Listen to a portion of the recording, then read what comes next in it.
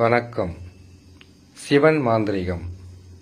இந்த மாந்திரிகத்தில் அஷ்ட கர்மம் என்று சொல்லக்கூடிய 8 வகையான மாந்திரிகங்களும் அதை பயன்படுத்தி வெற்றி பெறக்கூடிய ரகசியங்களையும்.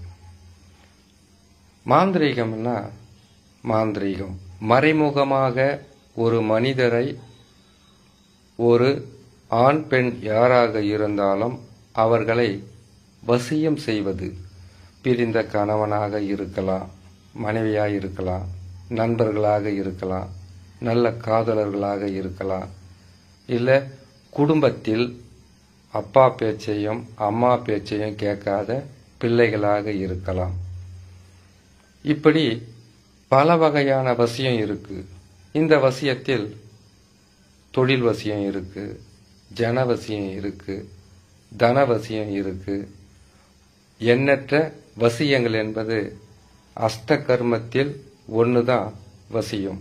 ஆனா 8 வகையான வசியமும் 64 வகையான வசியமும் வசியத்தில் இருக்கு. மோகனம். மோகனம் என்பது ஒருவரை நாம் நம்மை நேசிக்க வைப்பது. இது வசியம் மாதிரி இருக்குன்னு நினைக்காதீங்க.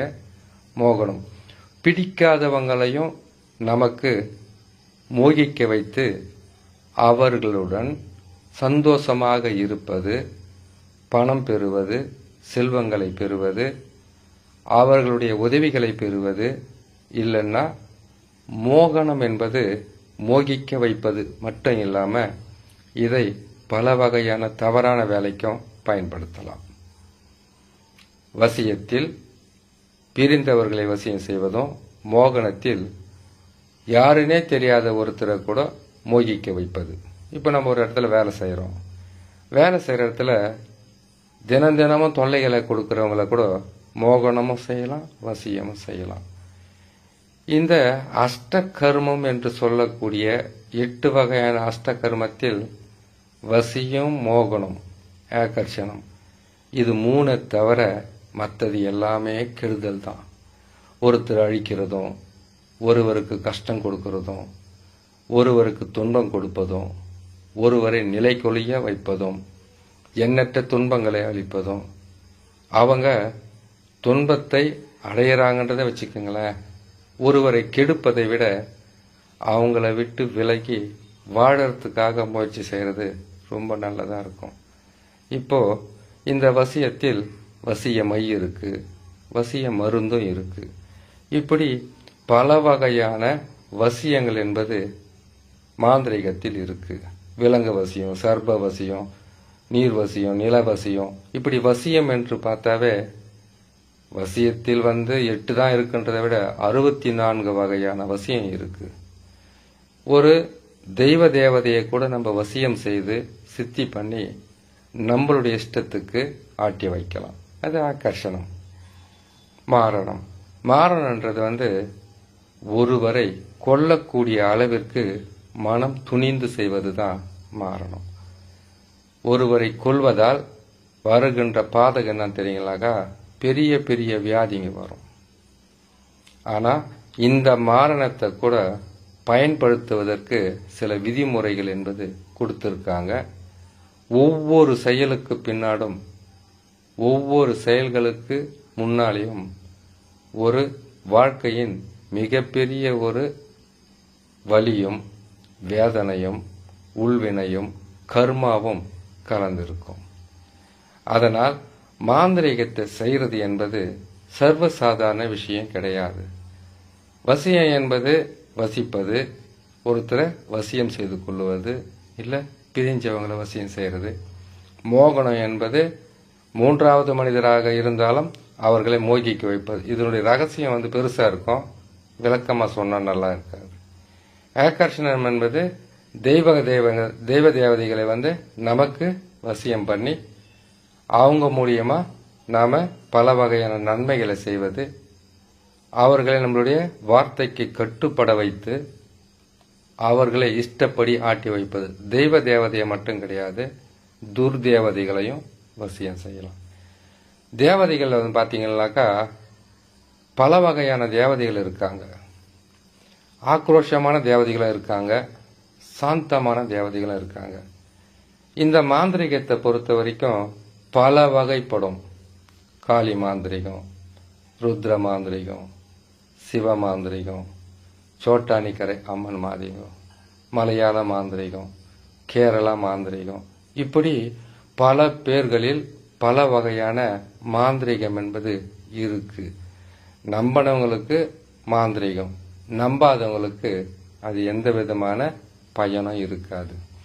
அதனால 8 வகையான அஷ்ட கர்ம மாந்திரிக ரகசியங்களும் அதில் வரக்கூடிய நன்மையும் தீமையும் ஒரு மனிதன் வாழ்க்கையில் தவறி விழும்போதும் கஷ்டப்படும் போதும் இந்த மாந்திரிகமாகப்பட்டது உதவியாக இருக்கணும்.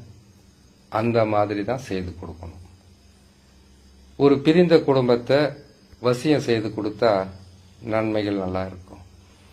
ஒரு வீட்டில் எவ்வளவுதான் கஷ்ட நஷ்டங்களாக இருந்தாலும் அதிலிருந்து காப்பாத்துறதுக்கு முயற்சி செய்தோம்னாக்கா அவங்களுக்கும் நன்மையா இருக்கும், நமக்கும் நன்மையா இருக்கும்.